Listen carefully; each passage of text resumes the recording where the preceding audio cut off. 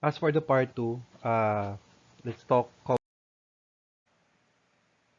So as we mentioned in part 1, that there are protocols or rules. There are rules that its main agenda is to have a common language. There are rules that are used to ensure that the rules of communications are followed. Example, let's say if there are any errors, there should be a resending, right? Like when two persons talking, you say, okay, what was it again? All right. If you find the message choppy, so same thing in computer network, there are protocols that governs that. Okay. Aside from this, there are protocols that works to other protocols. They are called as protocol suite. Protocols work together. That's how we define this protocol suite. One popular protocol suite is TCP/IP, right? TCP, Transmission Control Protocol, and Internet Protocol. They work together. Actually, their partnership is at its best because of this we have internet. Uh, aside from aside from TCP/IP, other protocol suites include OSI. OSI is also a powerful in a protocol suite. In fact, this is the agenda of our course. As we go along, we will cover those protocols that falls under OSI. Somehow, there's a similarity between TCP/IP and OSI. We'll cover that in the third part. Aside from these two, we have Apple Talk and Novell. Um, there are lists of protocols that falls under these protocol suites. What we are to focus in this course are those that falls under this TCP/IP. Sure, rest assured that we are to tackle this. Okay, like there's this application layer protocol discussion, and this listed here in the application layer. Those are what we are to discuss. There's two transport layer protocols, TCP and UDP. We'll discuss it in the transport layer discussion. In the internet layer, we have ICMP, the protocol of ping, and then IP addressing. In the network access, we have these three, and we'll discuss this in detail as we go along.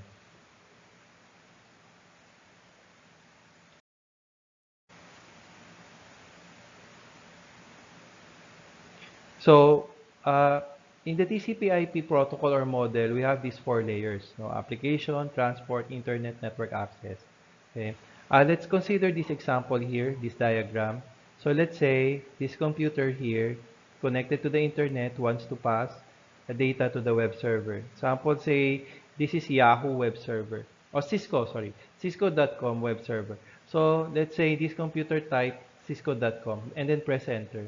So what will happen is that this um, the request, okay, the request will undergo these layers. Starting from the application, the browser works with HTTP. Once it's done, once HTTP is done with its task, it will be passed on the transport layer. Like in the transport layer, TCP will take charge. Let's say TCP, one task it will do is to segment it and then add some informations on it, like port numbers. Once the TCP is true, it will be passed on the internet layer, and then say IP is to be attached on the uh, process data in the transport. Okay.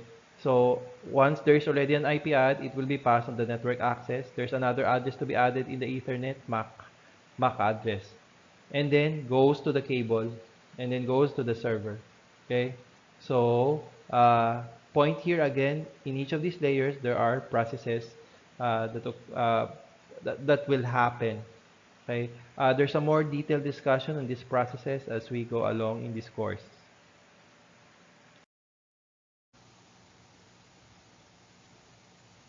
Okay. So TCP/IP is an open standard protocol suite, freely available to the public.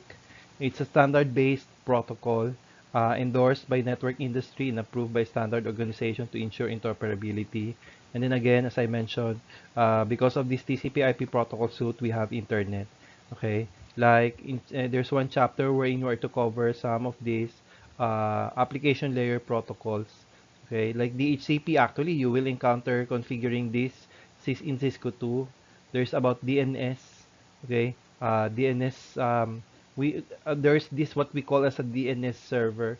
It is a requirement. It is needed in the especially in the internet. infrastructure. There are protocols that are for email. Okay, there are protocols that are for email. There are protocols that are for file transfer and for web. Okay, and then again, as I mentioned a while ago about the DNS. Okay, under the transport layer, okay, um, though their agenda is more on managing the delivery of the message, and we have two here, TCP and UDP. Usually, let's say if a message, and usually a message it is in the application layer, if it is to be passed, for example, in the internet, um, a much better transport layer protocol to use is the TCP. As I mentioned, but this is a TCP IP. So most of these internet services works through TCP. So it is to be passed on the TCP, guaranteed delivery, reliable. And then after TCP does its work, it will be passed on the IP address. Okay.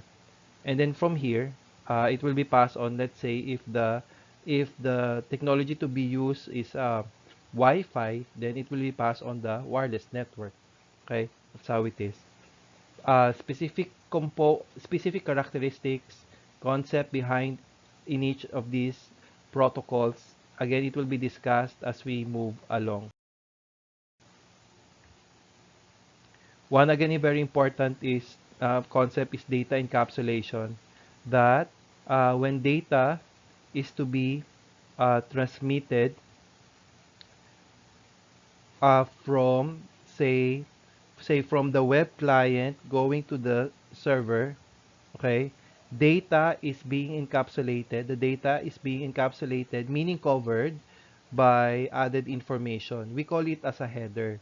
So this added information includes information of TCP, IP, and Ethernet. Okay. Uh, Example, I'll just give an one very important information in each of these. Like TCP, very important information added is port numbers. Like IP is IP address. Ethernet is MAC address. Okay. So during transmission, data is being encapsulated with this added information or headers. And then once it reaches the server, and then in the cable it will be transmitted into these ones and zeros, and then once it once the web server receives that, these added informations are being read. Okay, they are being read. The web server will read the information in the Ethernet, the IP address, the TCP like port numbers and other informations, and then after that the data. We call that process as the encapsulation.